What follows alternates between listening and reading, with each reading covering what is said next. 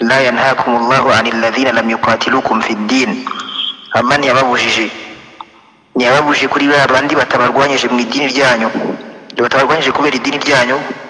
Walam yukhrijukum min diyarikum, ntiyabameneshe kuri babandi batabarwanya mu dini ryanyu ngo banabameneshe babakuye mu nzu zanyu. Allah ntabwo yabuje kuri abantu batabakorera ibyo ngibyo. Antabarruhum, Allah ntabwo babuza kubagirira neza. Ihsan, ineza y'ubuzima bw'isi irahari, nta kibazo. Ni ukuvuga ineza yo irahari, ahubwo icyo yababujije ni kuri babandi babarwanya kubera idini ryanyu, bakabamenesha bakabavana mu ngo zanyu. Icyo Allah abuza kuri abo ngabo babagaragariza urwango, antawallawhum, kubagira inshuti magara, kubabitsa amabanga yanyu, kubatera inkunga mu kurwanya abasilamu. Icyo nicyo Allah babuza. Ni ukuvuga icyo gisobanuke neza, kubera ko ibyo tubikura he? Kubera ko intumwa y'Imana sallallahu alayhi wa sallam yabaye Madina, yabanye n'abayahudi Madina. Imikoranire isanzwe barakoranaga, bagiranaga amasezerano, bagahura bakaganira ku bijyanye n'amasezerano yabo, uburyo bagomba kuba, kubera ko bose batuye Madina. Hari igihe bamuzaniraga izawadi, impano, intumwa y'Imana ikayakira. Ni ukuvuga ibyo bisanzwe, amazawadi, iki n'iki byose byari bisanzwe. Urumva, byari ibintu bisanzwe, intumwa y'Imana yakoraga ikintu byakiraga, kubera ko ni ibintu bisanzwe biri muri rusange.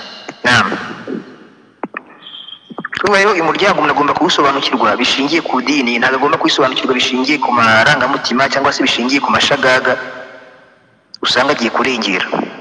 Atangiye kubona yuko umuntu utari umusilamu yuko adakwiye kubaho. Aho ngo umuntu abatangiye kurengera, abatangiye kwinjira muri za Al-Shabaab, abatangiye kwinjira muri za Boko Haram, abatangiye kwinjira muri za Al-Qaeda, abatangiye kwinjira muri za ISIS, itangiye kugira ibitekerezo byo kumva yuko umuntu utari umusilamu adakwiye kubaho, akwiye gupfa.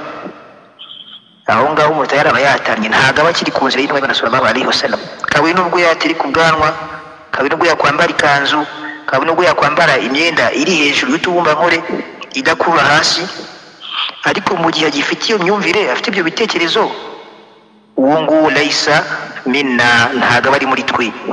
Uwo nguwo aba ari kharijiyun, aba ari umukhawariji. Abakhawariji ni bantu ki? Ni bano bantu ubona biterabwoba bose bitwa al-khawarij, bitwa abakhawarij. Abo bose bitwa al-khawarij. Ari nabo uzasanga ababona yuko abasilamu batemeranya nabo, babona yuko ari abahakanyi bakwiye kwicwa. Niyo mpamvu uzasanga hari igihe bajugunye bombe ku misigiti, abantu bari gusaba ugasanga baraturikije abantu nk'aba ngaba. Ntugire ngo babikora ngo, ntugire ngo ababikoze ngo nabatari abasilamu, abari abasilamu, ariko imyumvire yamaze gukurikiye, yamaze gutana.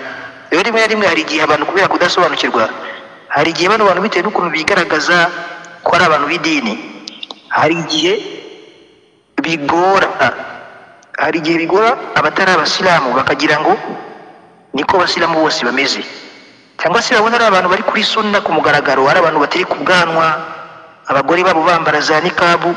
Rimwe rimwe bikaba byagora abatari abasilamu, bakagira ngo none se ko ari bo bano bakubona bambaye sunna ku mugaragaro nawe, bakagira ngo umeze kimwe nk'uriya. Ariko aba bantu ni abakhawariji. Mbega abangaba bafite imyumvire nk'iyo ngiyo, ntabwo ari n'abantu ba sunna, ni mubtadi'a, bulal, ni abanyabihimbano kandi bayobye.